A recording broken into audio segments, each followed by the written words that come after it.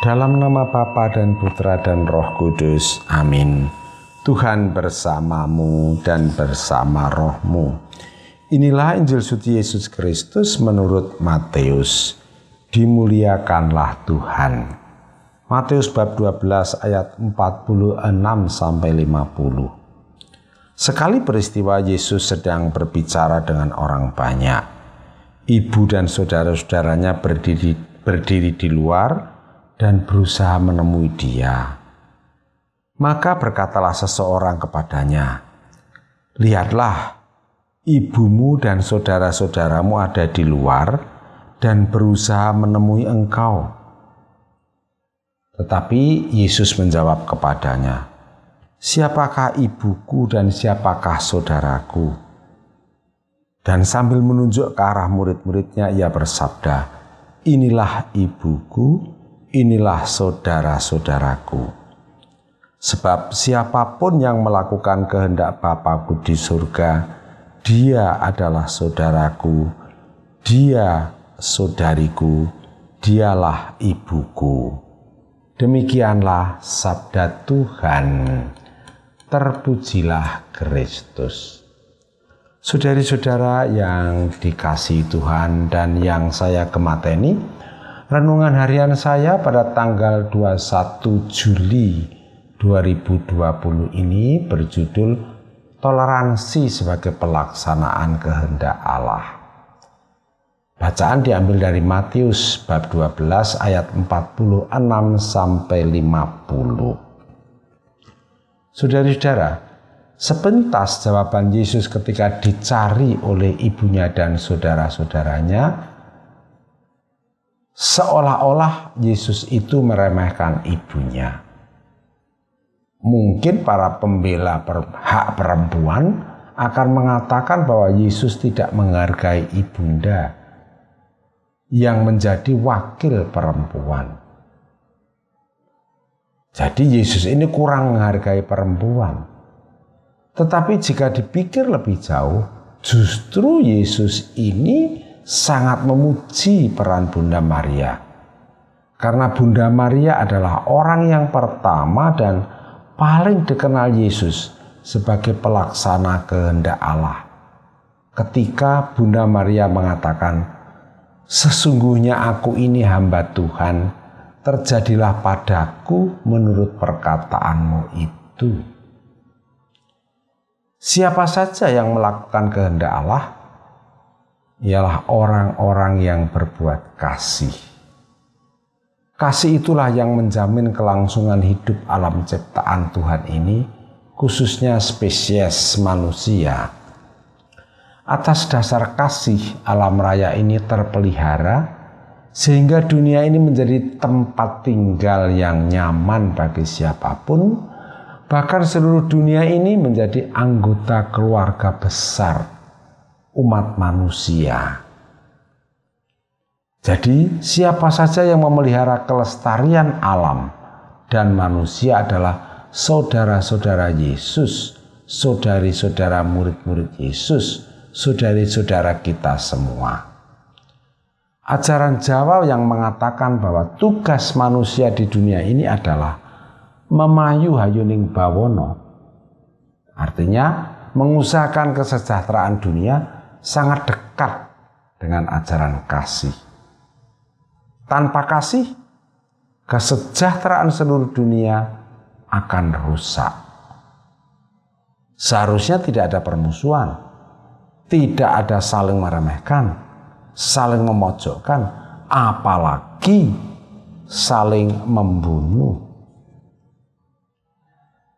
Saudara-saudara, atas dasar inilah agama Katolik dikenal sebagai agama yang toleran terhadap siapa saja tanpa membedakan agama, suku, dan ras manapun yang ada di dunia ini. Saudara-saudara, kenyataannya ada juga orang-orang yang merusak alam ciptaan ini, bahkan mengajari orang lain untuk bermusuhan satu dengan yang lain, sehingga timbul intoleransi di antara kelompok dan penganut agama. Perumpamaan ilalang di antara gandum menjelaskan hal ini. Dari mana asal ilalang itu? Seorang musuh telah menaburkan benih ilalang itu di antara gandum, kata tuan pemilik ladang gandum. Apakah intoleransi ini akan hilang?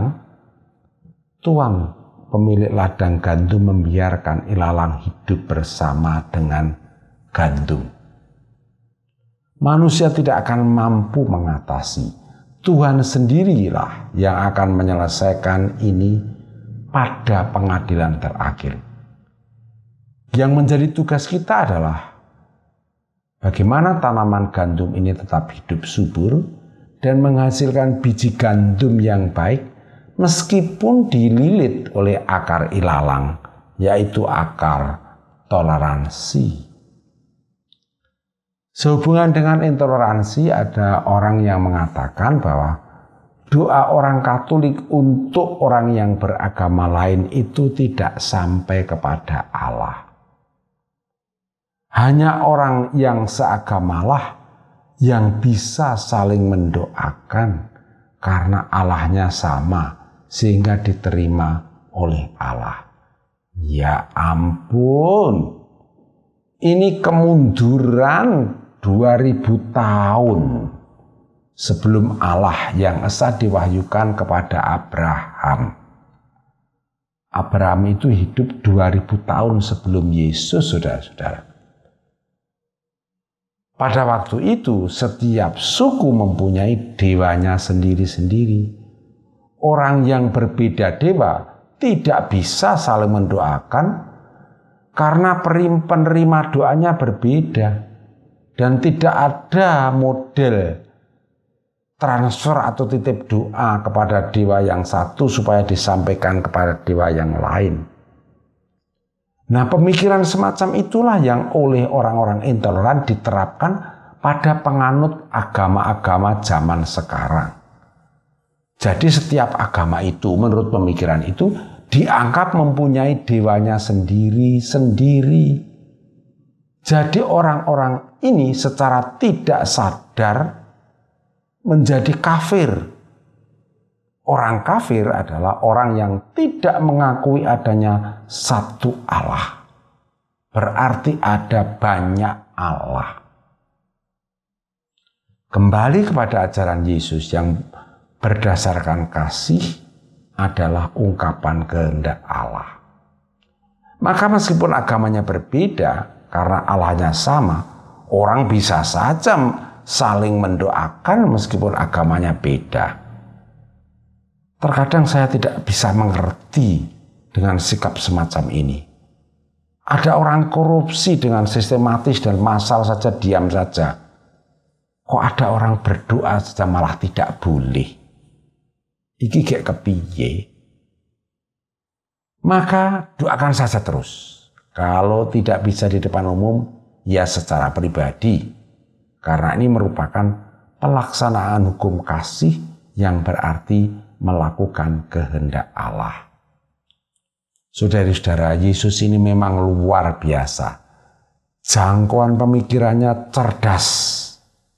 Dari segi ini saja sudah jelas bahwa dia menyelamatkan dunia, memerintahkan persaudaraan antar manusia sebagai pelaksanaan hukum kasih yang dikehendaki Allah. Tetaplah teguh setia, menjadi murid yang melaksanakan kehendak Allah. Amin.